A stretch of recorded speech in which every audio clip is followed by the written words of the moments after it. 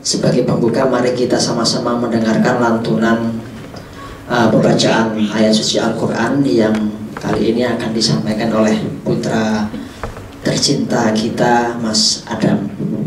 Silahkan Mas Adam.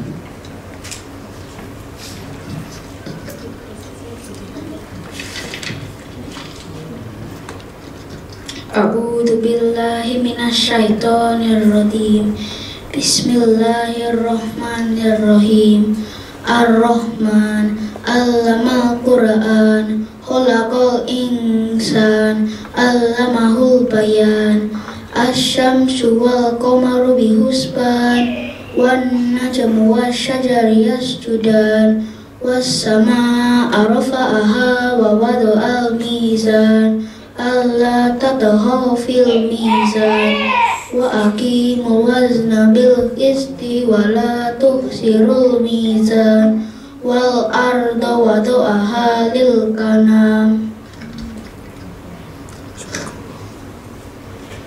Sadaqallahul azim. Alhamdulillahirabbil alamin. Mudah-mudahan apa yang kita simak tadi dari surat Ar-Rahman memberikan ketenangan batin dan mencerahkan pikiran kita bersama-sama. Terima kasih Mas Adam. Baik, langsung saja kita akan sama-sama mendengarkan paparan yang akan disajikan oleh Pak Taufik. Ya, sebagai pengantar, saya yakin Bapak Ibu sudah kenal siapa beliau. Pak Taufikur Rahman adalah kandidat doktor PhD di Universitas of Western Australia. Keahlian beliau memang di dalam ilmu komunikasi, di mana beliau memang sebagai dosen atau staf pengajar di Universitas Muhammadiyah Yogyakarta. Kali ini beliau akan mencoba mengajak kita melihat kajian mengenai komunikasi dalam perspektif Islam. Pada yang terhormat Pak Taufik, kami persilakan. Assalamualaikum warahmatullahi wabarakatuh. Innal hamdalillah la haula wala quwwata illa billah. Asyhadu an la ilaha illallah wa asyhadu anna Muhammadan abduhu wa rasuluh. Allahumma shalli ala Muhammad wa ala alihi wa sahbihi ajma'in. Amma ba'du. Bapak-bapak, ibu-ibu dan saudara-saudara sekalian yang saya hormati, alhamdulillah, puji syukur kehadirat Allah, pada sore hari ini kita bisa bersilaturahim bersama-sama, dan terutama kesempatan yang baik ini saya bisa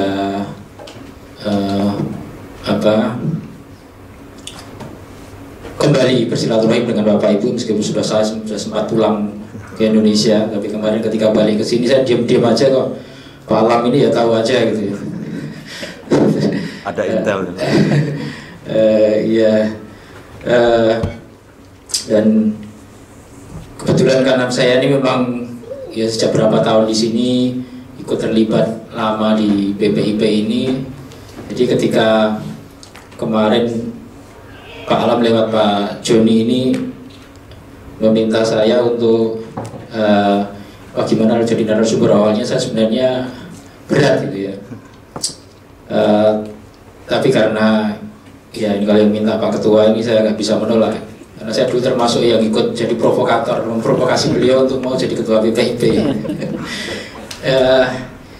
Ya alhamdulillah, ya nanti kita diskusi ngobrol-ngobrol saja lah ya, ngobrol-ngobrol ringan mengenai, tadi Pak Agung menyebut tentang komunikasi, tapi saya mau lebih spesifik diskusi dengan Pak Joni tentang komunikasi di sosial media gitu ya. Nah, sekarang kan kebetulan juga lagi rame itu bagaimana komunikasi di sosial media itu dalam perspektif Islam, meskipun dalam Al-Quran kan nggak ada ya.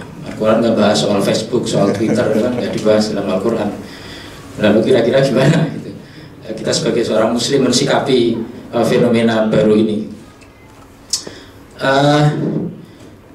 Satu hal yang membuat saya juga berat itu sebenarnya kalau diminta untuk jadi narasumber pengajian itu konsekuensinya gitu ya. Jadi saya selalu ingat firman Allah di surat As-Saff itu, ya ayyuhalladzina amanu lima taquluna ma la taf'alun.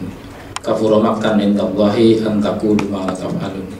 Ada peringatan keras dari Allah, wahai orang-orang yang beriman, janganlah kamu mengatakan sesuatu yang tidak kamu lakukan. Waduh, saya tersentak kalau baca gini. Saya mau ngomong gitu, ya kalau saya nggak bisa melakukan terus saya nggak berani ngomong dong gitu ya. Karena kabur maqtan indallahi, Allah sangat membenci antaqulu ma la taf'alun, orang-orang yang ya omdo gitu, omdo ya, atau NATO gitu, no action talk only. Nah ini salah satu hal yang sesungguhnya jadi konsekuensi yang berat, tapi ya insya Allah ini dengan satu niatan untuk sharing lah ya, niatan untuk sharing, berbagi ilmu, berbagi pengalaman, dan mudah-mudahan ini mengurangi beban gitu tadi. Dan makanya saya juga perlu saya jelaskan posisi saya itu kalau dalam kaitannya dengan media lebih sering jadi pengamat saja gitu. Jadi tidak terlalu banyak aktif secara aktif menulis misalnya atau ya aktif memproduksi media. Dulu pernah kita diskusi di Kertin gitu ya, kalau nggak salah di waktu musola lama itu, tapi ada yang kemudian menimbali ya lebih enak jadi penikmat gitu, penikmat media gitu. Ada praktisi, ada pengamat, ada penikmat. Nah saya sebenarnya posisi saya lebih jadi pengamat gitu. Yang lebih enak yang jadi penikmat gitu ya. Yang ya hanya menikmati saja itu. Nah, saya akan memulai kajian kita pada sore hari ini sebenarnya mau ngajak diskusi buku saja gitu. Ada satu buku yang saya kebetulan juga saya pakai untuk tesis saya. Ini salahnya minta narasumber orang yang lagi pusing mikir tesis itu mesti dibawa-bawa ke tesis juga gitu. Jadi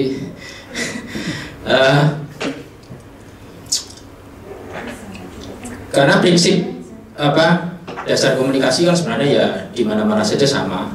Tapi ada satu hal yang menarik dari perkembangan teknologi komunikasi yang sekarang itu adalah ya terutama sejak adanya internet. Sejak ada internet, kemudian ada media sosial seperti ya orang sering menyebutnya media sosial atau apa ya istilah lain yang kalau secara akademik